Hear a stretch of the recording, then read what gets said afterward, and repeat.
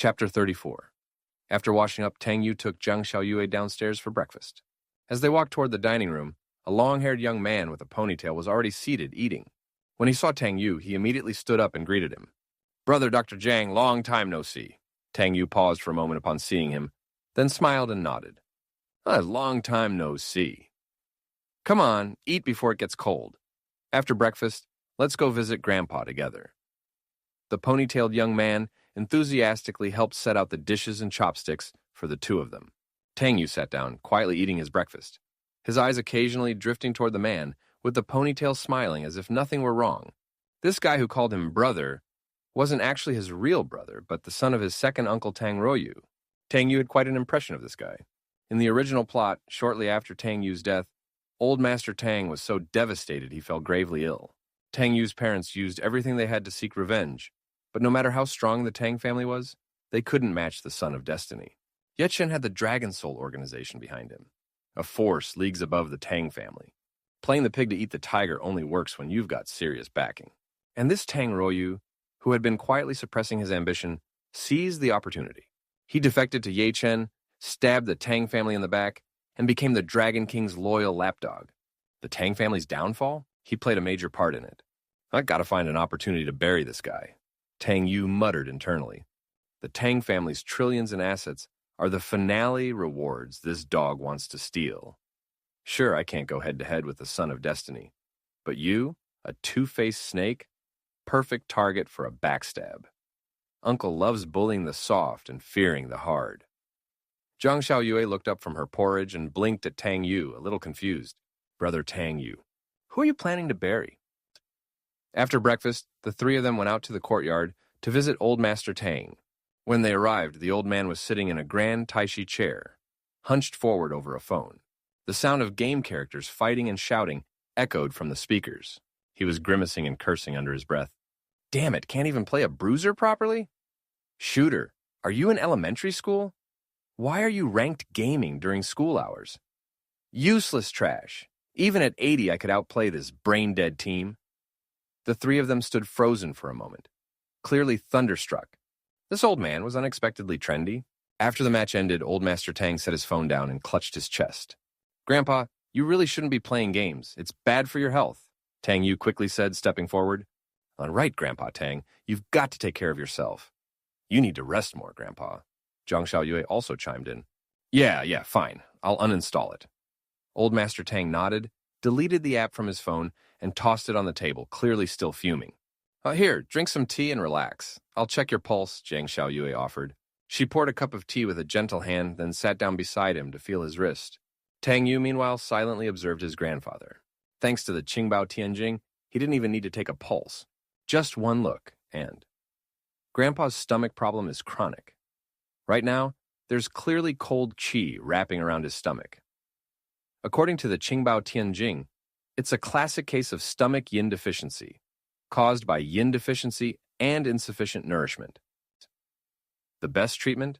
A warming remedy using a century-old black Ganoderma lucidum as the lead herb, combined with 6 auxiliary ingredients like huangjingsha ginseng to make an herbal tea taken over a month. Still, can I really trust this Qingbao Tianjing? Zhang Xiaoyue's hand, still on Old Master Tang's wrist, slightly trembled. She glanced at Tang Yu in astonishment. He actually knows medicine? And he didn't even need to take a pulse. He just stood there and figured it all out. That's the highest tier of Chinese medicine, the Shen level, seeing through the body with the naked eye alone. And Grandpa always told her, no one has reached the Shen realm in hundreds of years. As for the Qingbao Tianjing, that was the legendary holy grail of Chinese medicine. As a traditional medicine fanatic, Zhang Xiaoyue couldn't help swallowing hard. She really wanted to sit down and have an in-depth discussion with Brother Tang Yu. "Moon Girl, how's it looking?" Old Master Tang asked, noticing she'd gone quiet. Oh, yes, it's due to stomach yin deficiency," she said, coming back to her senses. "Grandpa Tang, have you been feeling dry-mouthed or queasy lately?" "Yeah, same old problem." Zhang Xiaoyue gave a sweet smile. "But this kind of chronic issue calls for warmth-based treatment. I'll prepare a special herbal tea for you. It just needs a century-old black Ganoderma lucidum as a lead ingredient. We don't have it right now, but I can have it sent from abroad. It should arrive the day after tomorrow. I'll have Brother Tang Yu pick it up from my house when it arrives." After hearing Tang Yu's prescription earlier, she analyzed it and found it shockingly effective, with virtually no side effects. Most medicine carries some toxicity, but this formula doesn't harm the body at all. That's the true pinnacle of medicine. Healing without hurting. It really is the Qingbao Tianjing. Tang Yu blinked, a little surprised. Wait, the herbal tea she's planning, is it the same one he just thought up? Maybe. Maybe the Qingbao Tianjing really isn't a pit trap? Good, have that rascal visit your grandfather while he's at it.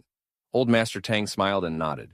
Perfect, my grandfather's been talking about brother Tang Yu recently, Zhang Xiaoyue said, eyes twinkling. Now she had the perfect excuse to ask him about medicine. After chatting a bit, she bid farewell and returned to the medical clinic. Once she left, Old Master Tang turned his gaze to the two boys. Well, do you two have something else? Grandpa, I'd like to go work at Merlot Foods, Tang Royu said. Merlot Foods was one of the Tang Group's core companies, and it had been doing quite well in recent years. Old Master Tang didn't immediately respond. Tang Royu, being the second son of the Tang family, had spent years working in a subsidiary far from the core businesses. His father had once committed a serious offense, attempting to embezzle company funds and secretly transfer assets into his own name. If it weren't for Tang Yu's family begging for mercy, the Tang family would have severed ties with them completely. Old Master Tang pondered a moment, then pointed at Tang Yu. Ask your brother. He's in charge of the Tang Group now. Tang Royu smiled gently and looked at Tang Yu. Big brother, what do you think? If I'm not capable enough, I can start in middle management and work my way up. Tang Yu smiled and put an arm around his shoulder. No problem. I trust your ability. From now on, our family's future depends on both of us working hard together. Dash, starting to play the loyal family man, huh? Well, let's see how long you last. I know what kind of snake you really are. Tang Yu smiled outwardly but inwardly. This cousin? Harmless on the surface, but rotten to the core. Chapter 35. Thank you, brother. I'll definitely live up to your trust. Tang Royu said gratefully, then turned to Old Master Tang. Since your brother agrees, do it well. Don't let us down again, the old man said indifferently. He was getting older and didn't want to cling to past grudges. After all, family was still family. Thank you, Grandpa. Then I'll head to the company and start getting familiar with the work. Tang Royu quickly bowed and excused himself. As soon as he stepped out the Tang family gates, however, his expression darkened and a trace of resentment flashed in his eyes. He was also a member of the Tang family. So why did he always feel like a servant around them? Why was that old man so partial to Tang Yu? Where exactly had he lost to him? In looks, Tang Yu might be a little taller. But in talent? No way. Back in the college entrance exam, I was only 500 points away from full marks. With a cold snort, he started the engine of his Porsche and drove toward Merlot Foods, one of the Tang family's core businesses. Tang Yu was really stupid to hand this over to me. Since you've given me the knife, don't blame me when I use it. Besides, Ye Shou had already promised. As long as he cooperated, once Tang Yu died, everything in the Tang family would be his. After Tang Royu left, Old Master Tang's gaze deepened. He lit an old tobacco pipe, puffed twice, then looked toward Tang Yu and said slowly, Su Heng's been a little unstable lately. Keep your eyes open. Got it, Grandpa. I'll stay sharp. Tang Yu nodded. This old man was the Tang family's anchor-wise and discerning. Clearly, he'd seen some things. But as for Tang Royu, Tang Yu already had a plan for that backstabber. After leaving home, Tang Yu drove back to Tang Group headquarters. As soon as he walked into his office, he saw two girls in professional outfits tidying up the desks. Tang Xiao! The short-haired girl looked up and immediately greeted him with a sweet smile. Lulu, haven't seen you in a few days, and you've gotten fat again. Huh? Where am I fat? She asked with wide eyes. I weighed myself last night, same as always. Here. Tang Yu gestured toward his chest with a grin. Lulu blushed, let out a coquettish snort, and rolled her eyes at him flirtatiously. Tang Yu chuckled to himself. The Tang Group had no shortage of pretty women. He liked to flirt a little when he was bored, as long as it wasn't one of the main female leads. It was just harmless teasing. Of course, this only worked if you were rich and handsome. If not, don't try this at home. Tang Xiao, this is our new secretary, Qi Yin. She's done with training and starting officially today. Lulu gestured beside her. Hello, Tang Xiao, Qi Yin greeted politely. Her eyes flickered with a trace of hidden disgust as she glanced at Tang Yu. Welcome to the Tang Group family, Qi Yin. Tang Yu smiled, walking over to shake her hand. She had a delicate oval face, soft willow leaf eyebrows, and pure, bright eyes that sparkled with innocence. If full score was 100, her looks hit a solid 95. Whew, this girl's gorgeous. That petite, gentle vibe is next level. Just a shame she's an A-cup. If we ever got married, wouldn't the kids starve? If only she had half of Xiao Yu's resources. Qi Yin, still shaking his hand, suddenly froze. What the hell? Was that his inner thoughts? Feel free to ask me anything work-related. I'm very kind to girls, so no need to be nervous. Tang Yu smiled, patting her on the shoulder. Tang Xiao, I'll get going. Free tonight? Come over for dinner? I bought a nice bottle of red wine. Lulu winked at him with a sultry smile. Got something tonight, rain check. Tang Yu waved her off. These days, men need to protect themselves, too. I believe you bought red wine. Just not sure if you'll pour it or use it to knock me out. Qi Yin's eyes sparkled again. Okay, that was definitely not an illusion. She really could hear this guy's inner voice, which made her thrilled. Her mission was to infiltrate the Tang group and investigate its secrets. If she could hear this guy's thoughts, then wasn't that mission already halfway done? Tang Yu sat at his desk, booted up his computer, and opened a business doc. Then his eyes suddenly sharpened. Qi Yin? Wait a second. Qi Yin? Isn't she that infiltrator Ye Chen planted? Damn, I was so busy messing around with Lulu, I almost forgot. Still, based on her looks, yup, it's gotta be her. Qi Yin stiffened. She was shocked, and also incredibly embarrassed. Can this guy stop bringing up her A-cup every time he thinks? She wanted to punch him, but also needed to be careful. Her identity was blown. What was worse, she'd already revealed herself in front of him. Dangerous. Very dangerous. Stay calm. Don't panic. Don't act rashly. Qi Yin took a breath, adjusted her posture, and smiled sweetly. Tang Xiao, anything I can do for you? Go brew me a pot of tea. Tang Yu assigned the task casually, already planning his next move. In the original storyline, the Tang group's downfall came from two major leaks, Tang Royu and Qi Yin. Qi Yin wasn't just competent, she was also a world-class hacker. Ye Chen had sent her in specifically to steal intel. So you're here for confidential documents, huh? Fine. I'll forge a few. Let's see you steal fake data back to your master. Qi Yin, preparing the tea, nearly choked. You think I can't tell the difference between real and fake? What do you take me for? Tang Yu, smiling faintly, began altering a confidential file with a few keystrokes. After forging the data, he printed it, slipped it into a folder, and left it on the desk. Qi Yin, take this to General Manager Zhou in business. Yes, sir. Qi Yin handed over the tea and took the file. Her expression was calm, but her eyes screamed disdain. Hook, line, and sinker? You wish. Elmao, here, take this fake file. I've got a whole pile ready for you to steal over the next few days. You're actually helping me sabotage Ye Chen. You're welcome. After all, that guy's your real enemy. My Tang family was good to your father. You should really repay that kindness. Qi Yin's hand trembled. What? The Dragon King is her enemy? And the Tang family. Once helped her father. Chapter 36. At this moment, Qi Yin could barely contain herself. She wanted to ask him right now, what did he mean? But when she opened her mouth, no sound came out.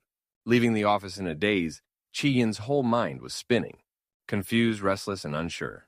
She had been raised in the Dragon Soul organization from a young age, trained by Ye Chen's master, loyal to Ye Chen almost by design. But she had always wondered, who were her parents? Were they still alive? Had they abandoned her? Or was there something more? For years, she had searched, dug through records, cracked databases, and found nothing. No names, no clues, as if her parents never existed. She had nearly given up. But then Tang Yu, a single stray comment from him had thrown her world into chaos. Why is the Dragon King your enemy? What does your family have to do with the Tang family? How much more does he know? Dozens of questions swirled in her head like a storm. After taking a deep breath, she forcibly calmed herself. One thing at a time. Investigate the Tang family first. If the Tang family really had something to do with her father, she'd find out. She had to. At that moment, her phone rang. She glanced down Ye Chen. Heart clenching, she hurried to the rooftop of the office building and answered quietly.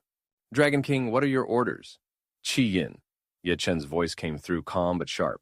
What's the status of your investigation? She hesitated a moment. I've already obtained the first set of information. I'll send it to you shortly. Good. As expected, you're the one I can rely on most. Ye Chen's tone relaxed, even turning sly. As long as you finish your mission before Linghan does, you can be my woman before her. Qi Yin froze. She didn't know how to respond. Woman? Just a few hours ago, she might have blushed and said yes, or at least played along. But now, with everything Tang Yu had revealed, her entire mindset had shifted. And suddenly, Yichen's promise sounded more like a threat than a reward. Hello? Why aren't you saying anything? Yichen's voice grew colder. Qian snapped back to reality. Sorry, I thought someone was coming. I'll send the info now. And she quickly hung up. Without another word, she snapped a few photos of the forged documents in her hand and then delivered them to the business department. When she returned, Tang Yu was casually sitting at his desk, typing away. He glanced up and smiled faintly. She must have copied it already. Hilarious. They say small chests mean small brains, and A-Cup here isn't proving that wrong.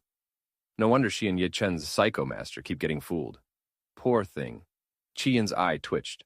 Can he please stop talking about A-Cups? I swear I'll punch him. But she was past the point of disbelief.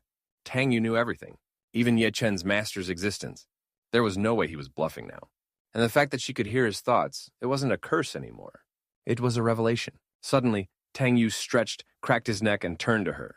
Oh, right, new task. We're planning to enter the game market. I need you to help investigate. How? She was immediately suspicious. Tang Yu turned on the massive flat-screen TV on the wall and booted up a gaming console. There are 25 games here, all the hottest titles on the market. I need you to clear them all and write me daily reports. Also, snacks and milk tea are on the house. Any takeout orders will be reimbursed. If you're tired, you can sleep in the lounge next door. Take this seriously. Qian blinked. She wasn't sure if he was serious. Come on now, don't slack off. There's office surveillance, I'll know. With a very professional face, Tang Yu left the room. Can't have her transferred and causing trouble elsewhere. Best plan? Let her play games and stay busy all day. She can't betray me if she's too addicted to Overcooked. Qian just stared at the console. Then, reluctantly, she picked up the controller. By the time she cleared her first level, she had completely forgotten her confusion. July 13th, play games. July 14th, play games. July 15th, play games. July 16th, Qian. What are you even doing? Investigate something already. July 17th, play more games. Bright Moon Hotel. 12th floor. Room 1207, knock knock. A young maid stood outside the room, knocking softly. Hello, guest. It's been over 2 hours past your checkout time. Are you still there? Checkout was at 1:09 p.m. It was now nearly 3. Per hotel policy, they had to enter after 2 hours of no contact. Knock knock. Still no response. She used the master keycard to open the door. A blast of icy air hit her. The air conditioning was cranked unnaturally high. She shivered and looked toward the bathroom. The light was still on. She stepped closer, then screamed. There was a woman in the bathtub. The water had turned red with blood. Paramedics arrived within minutes. No, she's gone. Even after emergency efforts, it was clear. The woman had died. Word spread fast. Someone had died in Bright Moon Hotel. Guests panicked. Many checked out immediately. Tang Yu, upon hearing the news, rushed over. By the time he arrived, the new general manager, Zhao Li, was already waiting with a pale face. Tang Xiao, this is my fault. I had just taken over. Relax, it's not your fault. Tang Yu patted his shoulder. What's the situation? The scene's locked down. Police have ruled it a likely suicide. But, Zhao Li leaned in closer. They found the victim's hair missing, as if someone took it. But there's no surveillance footage of anyone entering the room. Tang Yu frowned deeply. The Bright Moon Hotel was elite. This kind of incident had never happened before. And now suicide, missing hair, no surveillance.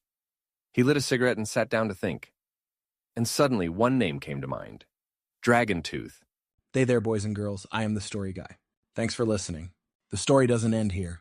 There's more to uncover, more secrets to expose, and more crazy stuff to share on the way. Make sure to subscribe and turn on notifications so you don't miss what happens next. We're just getting started.